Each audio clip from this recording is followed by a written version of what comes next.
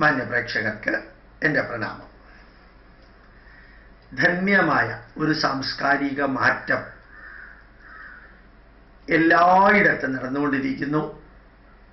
പ്രത്യേകിച്ചും ഭാരതീയ മൂല്യങ്ങൾ അത് പഠിക്കാനും പഠിപ്പിക്കാനും എല്ലാം ഇറങ്ങി പുറപ്പെടുന്ന വേളയിൽ ഇന്നലെയും മിനിഞ്ഞാന്നുമായിട്ട് രണ്ട് അനുഭവങ്ങളുണ്ടായി. മിനിഞ്ഞാന്ന് ഇന്ത്യൻ ഇൻസ്റ്റിറ്റ്യൂട്ട് ഓഫ് സയൻറ്റിഫിക് ഹെറിറ്റേജിൻ്റെ കേന്ദ്രം നാഷണൽ ഹെറിറ്റേജ് സെൻറ്റർ തൃശ്ശൂരിൽ നിന്ന് ഗുരുവായൂരിലേക്ക് പോകുന്ന വഴിയിൽ കേച്ചേരിക്കടുത്ത് തൃശ്ശൂരിൽ നിന്ന് 14 കിലോമീറ്റർ മഴുവഞ്ചേരി എന്ന സ്ഥലത്ത് യൂസഫ് അലി കേച്ചേരിയുടെ വീടിൻ്റെ അടുത്ത് അവിടെ കൽപ്പറ്റയിൽ നിന്ന് ഒരു വ്യക്തി, അദ്ദേഹം സെറ്റിലായിരിക്കുന്നത് ബാംഗ്ലൂരാണ്. അദ്ദേഹത്തിൻ്റെ പേര് ജോൺ എന്നാണ്.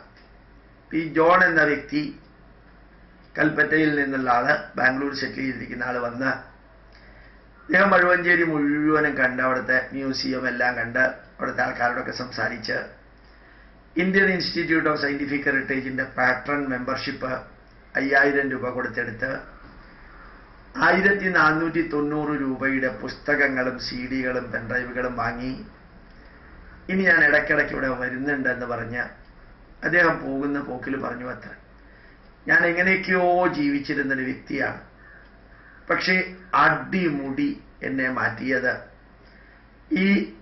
ഈ സ്ഥാപനത്തിൽ നിന്ന് ലഭിച്ച സന്ദേശങ്ങളും പുസ്തകങ്ങളും CD-കളും പ്രഭാഷണങ്ങളും ആണ് എന്നെ മാറ്റിയത്. അതിന് ഞാൻ ഒത്തിരി പേരോട് കടപ്പെട്ടിരിക്കുന്നു. ഏതെല്ലാമോ രീതിയിൽ ജീവിച്ച ഞാൻ ഇന്ന് നമ്മുടെ സംസ്കാര സമ്പന്നമായ രീതിയിൽ തന്നെ വളരെ ധന്യമായിട്ട് ജീവിക്കുന്നു. ഈ ഒരു മാറ്റം ഇതൊരു വ്യക്തിയുടെ മാറ്റമല്ല. ഞാൻ ബറോഡയിൽ ക്ലാസ് എടുത്തപ്പോൾ ഒരു ലാസ്റ്റ് ക്ലാസ് എടുത്ത അമ്പലത്തിൽ കുറേ പ്രതിഷ്ഠകളുണ്ട്. ആന്ധ്രക്കാരുടെ ശ്രീനിവാസ ക്ഷേത്രമുണ്ട്, ഒരു ഷിർദി സായിബാബയുടെ ക്ഷേത്രമുണ്ട്, അയ്യപ്പൻ്റെ ക്ഷേത്രമുണ്ട്, മലയാളികളുടേത് ഒരേ ക്യാമ്പസിലാണ്, ഒരേ വരിയിലാണ്. അത് കഴിഞ്ഞ് കാളി ക്ഷേത്രമുണ്ട്, അത് ബംഗാളികളുടെ. ജഗന്നാഥ ക്ഷേത്രമുണ്ട്, വരുന്നേ ഉള്ളൂ ഒറീസയിൽ. ഞാൻ വെറുതെ ഇങ്ങനെ ചോദിച്ചു, ബാക്കിയുള്ളതെല്ലാം ദേവസങ്കല്പമാണ്, ഷിർദി സായിബാബയുടെ ക്ഷേത്രം എങ്ങനെയാ വന്നതെന്ന് ചോദിച്ചു. അതൊരു ക്രിസ്ത്യൻ പണിത് കൊടുത്തതാണ് ആ അമ്പലം. അതെങ്ങനെ ക്രിസ്ത്യൻ പണിത് കൊടുത്തതെന്ന് വെറുതെ അറിയാൻ വേണ്ടി ചോദിച്ചു. ആ ക്രിസ്ത്യൻ വിവാഹം കഴിച്ചിരിക്കുന്ന ഒരു തമിഴ് ബ്രാഹ്മണ സ്ത്രീയെയാണ്. ഈ തമിഴ് ബ്രാഹ്മണ സ്ത്രീയെ വിവാഹം കഴിച്ച് അവർ പറഞ്ഞു, ഒരു ഷിർദി സായിബാബയുടെ അമ്പലമുണ്ടാക്കണം, നമുക്ക് അവിടെ പോകണം എന്നല്ല. ആ ക്രിസ്ത്യനായിട്ടുള്ള ഭർത്താവ് മതമോ ഇസമോ ഒന്നും നോക്കാതെ അത് ഗംഭീരമായിട്ട് ഈ ക്ഷേത്രങ്ങൾക്കിടയ്ക്ക് ഷിർദി സായിബാബയുടെ ഒരു ക്ഷേത്രം പണിത് കൊടുത്തു. ശരിക്ക് മനുഷ്യ മനസ്സുകളിൽ മാറ്റം ഉണ്ടാവുക. ഒന്ന്, ദേവതാസങ്കല്പത്തിൻ്റെ അമ്പലങ്ങൾക്കിടയ്ക്ക് ജീവിച്ചിരുന്നൊരു വ്യക്തിയുടെ പ്രതിഷ്ഠ നടത്തുക. ജീവിച്ചിരുന്ന വ്യക്തിയുടെ ശാസ്താവിൻ്റെ ക്ഷേത്രവും കാളിക്ഷേത്രവും ശ്രീനിവാസ ക്ഷേത്രവും എല്ലാം അവതാരങ്ങളും അതേപോലെയുള്ള സങ്കല്പങ്ങളിലൂടെ വരുന്നതാണ്. ഇത് ജീവിച്ചിരുന്നൊരു വ്യക്തിയുടെ ഒരു പ്രതിഷ്ഠ നടത്താൻ ആ അമ്പലം അത്രയും വലിയ ക്യാമ്പസിനകത്ത്, റിലയൻസിൻ്റെ ക്യാമ്പസാണത്, റിഫൈനറി ക്യാമ്പസിനകത്താണ് ഈ അമ്പലം ഉള്ളത്. റിലയൻസിൻ്റെയോ ഗുജറാത്ത് റിഫൈനറിയുടെയോ ഇന്ത്യൻ ഓയിലിൻ്റെയോ.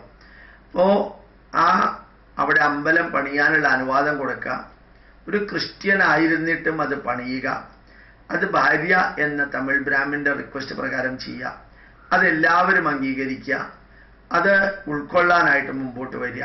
ഇങ്ങനെ ഒരു വലിയ അനുഭവങ്ങളുടെ പരമ്പര ഇപ്പോൾ വ്യക്തികളുടെ തലത്തിലും അതേപോലെ തന്നെ കുടുംബതലത്തിലും സമൂഹ തലത്തിലും വളരെ നന്നായിട്ട് വരും.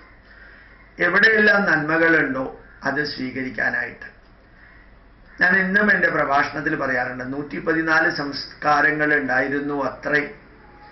അതിലെല്ലാ സംസ്കാരങ്ങളും മണ്ണടിഞ്ഞു പോയി. ഇപ്പോൾ നിലനിൽക്കുന്ന ഏറ്റവും ഉജ്ജ്വലമായ സംസ്കാരം ഭാരതത്തിൻ്റെതാണ്. ഭാരതീയ സംസ്കാരത്തിൻ്റെ ഭാഗമായി തന്നെ നിലനിന്നിരുന്ന ചൈനീസ് സംസ്കാരം കുറേയെല്ലാം നശിച്ചു, ഗ്രാമങ്ങളിൽ ഇപ്പോഴുമുണ്ട്. ഇപ്പൊ അത് ഉയർത്തെഴുന്നേൽക്കുന്നുണ്ട്. ഇപ്പൊ രണ്ട് സംസ്കാരങ്ങളെ ഇനിയിപ്പോ ലോകത്തിലുള്ളൂ. ഈജിപ്ഷ്യൻ സംസ്കാരമില്ല, ഗ്രീക്ക് ഇല്ല, മെസോപ്പൊട്ടേമിയ ഇല്ല, ബാബിലോണിയ ഇല്ല, ഒന്നുമില്ല. ഭാരതത്തിന്റെ സംസ്കാരവും ഭാരതത്തിന്റെ സംസ്കാരത്തിൽ നിന്ന് ആവേശം നേടി പൂർവേഷ്യൻ രാജ്യങ്ങളില്ല, തായ്ലാന്റിലാണെങ്കിലും സിംഗപ്പൂരിലാണെങ്കിലും ചൈനയിലാണെങ്കിലും ബർമ്മ, വിയറ്റ്നാം, ജപ്പാൻ വരെ ആ സൈഡിലേക്കെല്ലാം ഭാരതത്തിന്റെ ബുദ്ധമതവും ഭാരതത്തിന്റെ പൈതൃകവുമാണ് ഗംഭീരമായിട്ട് പ്രചരിച്ചിരിക്കുന്നത്. ആ സംസ്കാരത്തിന്റെ സ്രോതസ്സായിട്ടുള്ള ഭാരതീയ സംസ്കാരത്തോട് അസാധാരണമായ ഭക്തി ലോക ജനതയ്ക്ക് ഉണ്ടായിക്കൊണ്ടിരിക്കുന്ന ഒരു കാലഘട്ടത്തില് നമ്മളുടെ സനാതന ധർമ്മം, നമ്മുടെ മൂല്യങ്ങള്, നമ്മുടെ ആചാരങ്ങള്, വിചാരങ്ങള്, വിശ്വാസങ്ങള്, സങ്കല്പങ്ങള്, നമ്മുടെ ഗ്രന്ഥങ്ങളും ഉപഗ്രന്ഥങ്ങളും നമ്മുടെ ജീവിതാനുഭവങ്ങൾ വിവരിക്കുന്ന ഓരോ വസ്തുതകളും ഉപദേശങ്ങളും ജീവിത യാഥാർത്ഥ്യങ്ങളുമെല്ലാം അറിയാനും ഉൾക്കൊള്ളാനും ഉൾക്കൊള്ളിക്കാനും ഒക്കെ ആയിട്ട് എല്ലാവരും പ്രയത്നിക്കുന്ന ഒരു കാലഘട്ടം. അമൃതാനന്ദമയിയുടെ ആശ്രമത്തിലേക്ക് പോയപ്പോൾ നടന്ന സംഭവം ഞാൻ വിവരിക്കേണ്ടായി. എത്ര നൂറുകണക്കിന് ആയിരക്കണക്കിന് വിദേശികളാണ് അവിടെ പ്രവർത്തിക്കുന്നത്. സായിബാബയുടെ പുട്ടപർത്തിയിലേക്ക് കുറേ മാസങ്ങൾക്ക് മുമ്പ് പോകാനൊരു ഭാഗ്യം കിട്ടിയിരുന്നു. അവിടെ പ്രഭാഷണത്തിന് വേണ്ടി പോയതാണ് പുട്ടപർത്തിയിൽ. അതും എന്ത് സത്യസായിബാബ സമാധിയായതിനു ശേഷവും എത്രായിരം വ്യക്തികളാണ് അവിടെ വരുന്നത് എന്നുള്ളത് കണ്ടു കഴിഞ്ഞാൽ അത്ഭുതം തോന്നും. വിദേശികളുടെ എണ്ണം പണ്ടത്തെ പോലെ ഇല്ല, എന്നാലും ധാരാളം വിദേശികളുണ്ട്. ധാരാളം പേര് അവിടെ വന്ന് വൈകുന്നേരം 30,000 35,000 പേര് പങ്കെടുക്കുന്ന സദസ്സിലെ പ്രഭാഷണമാണ് പുറത്തുള്ള ഓരോരുത്തരും വന്ന് നടത്തുന്നത്. ആരെന്തെല്ലാം പറഞ്ഞാലും പറഞ്ഞില്ലെങ്കിലും ഭാരതീയ സംസ്കാരവുമായി ബന്ധപ്പെട്ട് നടക്കുന്ന എല്ലാ പരിപാടികളിലും ജനങ്ങള് വളരെ ഗംഭീരമായിട്ട് പങ്കെടുക്കാൻ മുമ്പോട്ട് വരുന്നൊരു കാഴ്ച, പ്രത്യേകിച്ച് യുവാക്കളും യുവതികളും.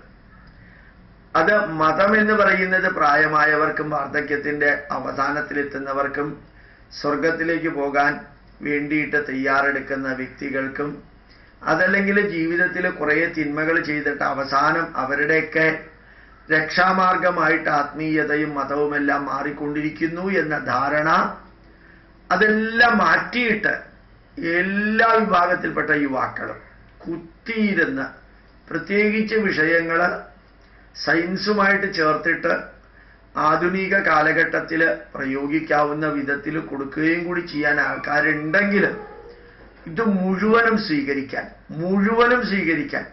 ഈവൻ ബ്ലൈൻഡായിട്ട് ഫോളോ ചെയ്യാൻ വരെയും ആൾക്കാരുണ്ട്. നല്ല മാറ്റം, അടിമുടിയുള്ള മാറ്റം നമ്മുടെ സമൂഹത്തിൽ കാണാൻ സാധിക്കുന്നുണ്ട്. അത് എല്ലാ തരത്തിൽ അക്കാഡമിക്കലി ഡിഫറൻറ്റ് ക്വാളിഫിക്കേഷൻ ഉള്ളവര്, ഇന്റലക്ച്വലി ഡിഫറൻറ്റ് ലെവലിൽ നിൽക്കുന്നവര്, സോഷ്യലി സ്പിരിച്വലി ഡിഫറൻറ്റ് ലെവലിൽ നിൽക്കുന്നവര്, എല്ലാവരും ഒരേ രീതിയിൽ അറിയാതെ നീ ആദിയിലേക്ക് ഒഴുകുമെന്ന് യേശുദാസ് പാടിയതുപോലെ നമ്മളുടെ പൈതൃകത്തിലേക്ക് തിരിച്ചു വരികയും 21ാം നൂറ്റാണ്ട് ഭാരതത്തിൻ്റെതാണ് എന്ന് സ്വാമി വിവേകാനന്ദൻ 125 വർഷങ്ങൾക്ക് മുമ്പ് പറഞ്ഞത് അത് 100% ശരിയായി വരുന്ന ഒരു കാഴ്ചയും നമുക്ക് കാണാൻ സാധിക്കും. ഇതില് നമുക്ക് നമ്മുടേതായിട്ടുള്ള ഒരു റോളുണ്ട് എന്നുള്ളത് മറക്കാതിരിക്കുക. നമ്മളുടെ മക്കളെയും കഴിഞ്ഞ തലമുറ നമ്മളെ ഏൽപ്പിച്ചത് പഠിപ്പിക്കുക. നമ്മളുടെ സമൂഹത്തിലുള്ളവര് 5 മിനിറ്റ് നിങ്ങൾക്ക് സമയം കിട്ടുമെങ്കിൽ പരദൂഷണം പറയാനും തിന്മകളെക്കുറിച്ച് ചർച്ച ചെയ്യാനും അല്ലെങ്കിൽ പൊളിറ്റിക്സിലേക്ക് കടക്കാനും ശ്രമിച്ച് അഭിപ്രായ വ്യത്യാസങ്ങളും കോൺഫ്ലിക്റ്റുകളും എല്ലാം ഉണ്ടാക്കി ജീവിക്കുന്നതിനേക്കാൾ എനിക്ക് തോന്നുന്നു നല്ല നല്ല കാര്യങ്ങൾ 2, 3, 4, 5 പോയിന്റ് അഡമൻ്റായിട്ട് പറയാതെ എന്നാൽ സപ്പോർട്ടിംഗ് ആയിട്ട് പറയാൻ സാധിച്ചാൽ നമുക്ക് നമ്മുടേതായിട്ടുള്ള ഒരു വിളക്ക്, പ്രഭ, വെളിച്ചം കൊടുക്കാൻ സാധിക്കും. നമ്മൾ ജീവിതത്തിൽ പകർത്തിയത് കൊടുക്കുക, ജീവിതത്തിൽ പകർത്താൻ ബുദ്ധിമുട്ടുള്ളത് പറയാതിരിക്കുക. നമ്മൾ കൊടുക്കുമ്പോൾ നല്ലവണ്ണം പഠിച്ചതിന് ശേഷം കൊടുക്കുക. എല്ലാവരും സ്വീകരിക്കാൻ തയ്യാറാണ്. പഠിപ്പിക്കാൻ സാധിക്കുന്ന ഒരു വിഭാഗമായി മാറുക, അല്ലെങ്കിൽ പഠിപ്പിക്കുന്നവർ ആരെല്ലാം എവിടെയെല്ലാം ഉണ്ടോ അവരെ സഹായിക്കുന്ന വിഭാഗമായി മാറുക. എല്ലാവർക്കും പഠിപ്പിക്കാൻ സാധിച്ചു എന്ന് വരില്ല. എല്ലാവർക്കും ശാരീരികമായിട്ട് പ്രവർത്തിച്ചിട്ട് നേതൃത്വം നൽകാൻ സാധിച്ചു എന്ന് വരില്ല. ആർക്ക് ഏതാണോ സാധിക്കുന്നത് അത് ചെയ്യാം. ശരിക്ക് ലോകേസ്മിൻ ദ്വിവിധ നിഷ്ഠ പുരാ പ്രോക്താമയാനഘ ജ്ഞാനയോഗേണ സാങ്ക്യാണാം കർമ്മയോഗേണ യോഗിനാം എന്ന് വളരെ വ്യക്തമായിട്ട് ഭഗവത്ഗീതയിൽ കൃഷ്ണൻ പറഞ്ഞിട്ടുണ്ട്. അറിവ് നേടി അറിവ് കൊടുക്കുന്ന സാങ്ക്യയോഗികൾ, ജ്ഞാനയോഗികളാവാൻ പറ്റുന്നവർ അത് ചെയ്യാം. കർമ്മയോഗേണ യോഗിന, നിരന്തരം ശാരീരികമായിട്ട് പ്രവർത്തിച്ച് നന്മകളിലേക്ക് ജനങ്ങളെ നയിക്കുന്ന വിധത്തിലുള്ള കർമ്മയോഗികളാവാൻ സാധിക്കുമെങ്കിൽ അവനവനെ ഏറ്റെടുത്ത കർമ്മം അവനവനെ ഏൽപ്പിച്ച ധന്യമായിട്ടുള്ള കർമ്മങ്ങൾ ചെയ്യാനും ചെയ്യിക്കാനുമുള്ള മഹായജ്ഞത്തിൽ പങ്കെടുക്കുന്നവരായിത്തീരുക. അപ്പോൾ ഈ മാറ്റം നേരിട്ട് കാണാൻ ഭാഗ്യം കിട്ടിയ നമുക്ക് ആ മാറ്റത്തെ കുറേ കൂടി വേഗത്തിലാക്കാനും കുറേ കൂടി അഗാധ തലത്തിലേക്കാക്കാനും ആ മാറ്റം അനവധി വ്യക്തികളിലേക്ക് പ്രചരിക്കാനും എല്ലാവരും ഇന്ന് എല്ലാ നന്മകളും സ്വീകരിക്കാൻ തയ്യാറായിട്ടുള്ള കാലഘട്ടത്തിലാണ് നമ്മൾ ജീവിക്കുന്നത്. കൊടുക്കാനാണ് ആൾക്കാർ കുറവുള്ളത്. അപ്പോൾ കൊടുക്കാൻ നമ്മളെ പോലെയുള്ളവര് എല്ലാ വിഷയങ്ങളും പഠിപ്പിക്കാനായിട്ട് ഇറങ്ങി പുറപ്പെടണം എന്നല്ല ഞാൻ പറഞ്ഞത്. അവനവന് താല്പര്യമുള്ള വിഷയങ്ങൾ 1, 2, 3 ഏതായാലും പഠിപ്പിക്കാൻ സാധിക്കട്ടെ. ഈ വലിയ വലിയ വലിയ മാറ്റത്തോടൊപ്പം നമുക്കും മാറാനും നമ്മുടേതായിട്ടുള്ള സംഭാവന കൊടുക്കാനും നമ്മുടേതായിട്ടുള്ള നേതൃത്വം കൊടുക്കാനും എല്ലാം സാധിക്കട്ടെ. ആ മാറ്റം നമുക്ക് ജീവിച്ചിരിക്കുമ്പോൾ തന്നെ കാണാൻ സാധിച്ചു.